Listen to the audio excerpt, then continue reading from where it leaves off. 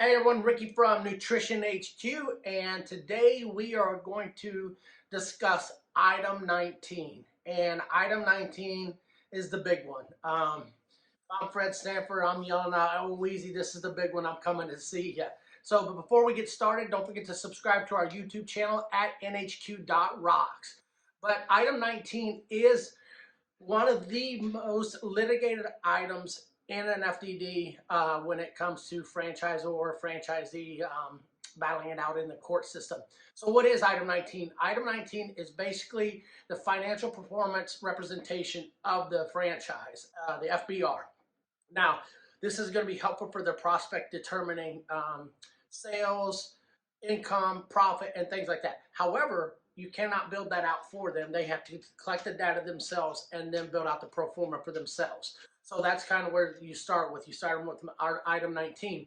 And something you're going to hear a lot when you hear item 19 is AUV, average unit volume, which basically means this is what the average unit volume of the stores are in this system.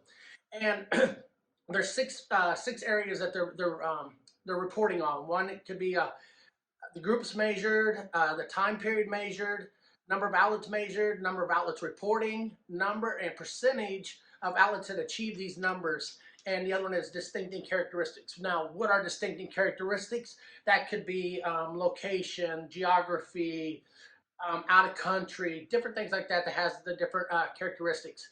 But when spelling out item 19, you got to be very, very diligent in this one because, like I said, it's the most litigated one out of all the other items. Item 7 comes in at second, which is disclosing the build out or the what it's going to cost to get into franchise.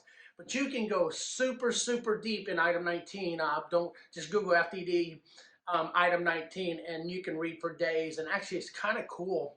If I'm in a franchise and I know it's a franchise business, say it's a restaurant and I'm curious, I'll come home and pull their FDD. Like I'll find a state in the state, like let's say Indiana, and I'll pull their FDD and go through. And I always like to look at item 7, and I love looking at item 19 because there's so many ways people do it. And actually, some franchisors actually drop a profit and loss statement in their item 19. So there's some real factual numbers.